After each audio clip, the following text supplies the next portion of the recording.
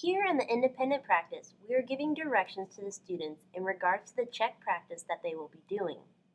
Whenever giving directions, we need to be sure that they are effective. We can do this by keeping the mind before body process in mind when writing out directions. When writing out directions, we want to provide students with a go phrase. This phrase lets students know when they may begin. Then, we need to provide our students with all of the necessary instructions for the independent practice, as well as a time frame in which they should have completed the task, along with any safety precautions. Lastly, we need to call for any questions in order to ensure that the directions were understood.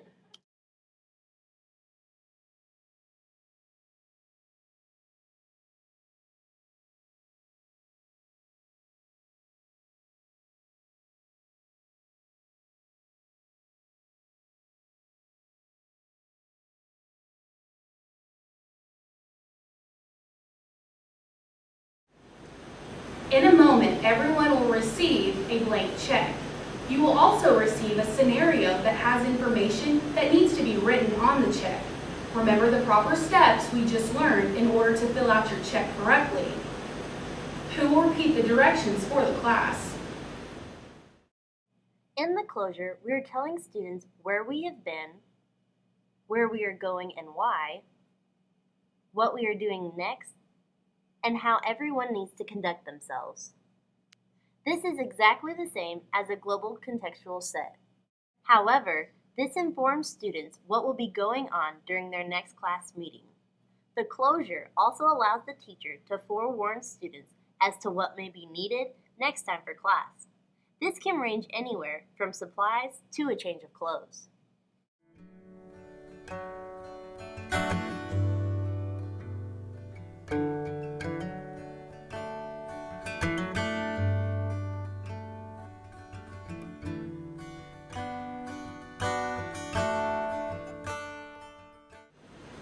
Today we learned how to properly fill out a check. We did this to not only gain experience in writing checks, but to also gain experience with different financial records. Tomorrow we will learn how to fill out a deposit slip. Be ready to listen and participate. At this point, we are nearly done filling in our template. We have a section for an extension activity which is completely optional. Hence, you will only fill it in if applicable. After that's done, we also have an extra blank page. This is filled in with any and all of our supplemental materials, such as notes, worksheets, pictures, activity pages, and etc.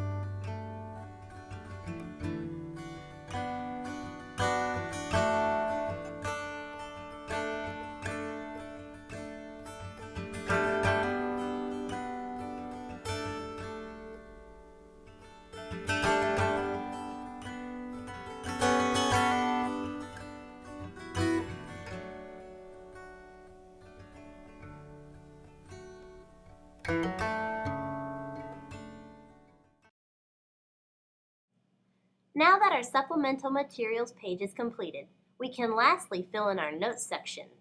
Here, we can make notes to ourselves, such as the sequence of our lesson. We can color code questions, that way we know exactly where they are at.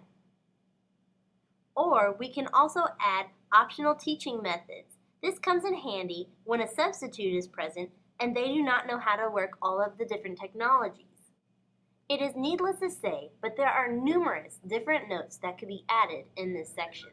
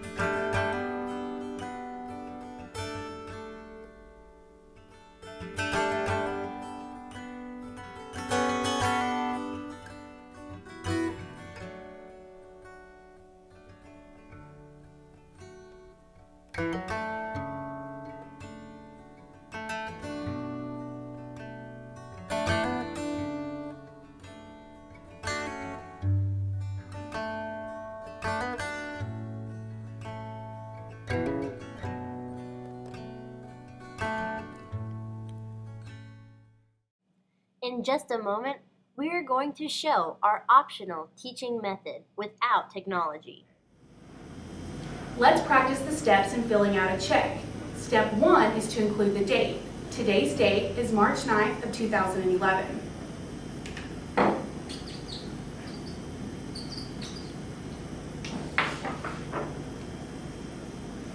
Our second step is to fill in payable to. For our example today, we will use the electric company.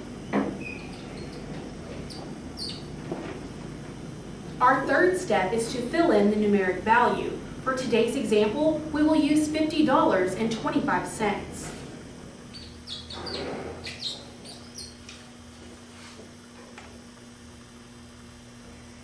Our fourth step is to write the amount in written form.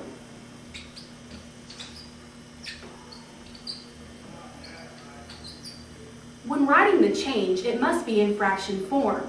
In our case, 25 will be the numerator and 100 will be the denominator.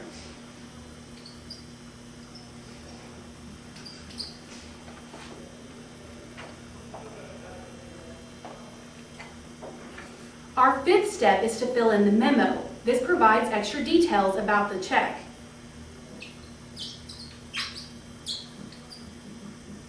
In our example today, we will write in electric bill.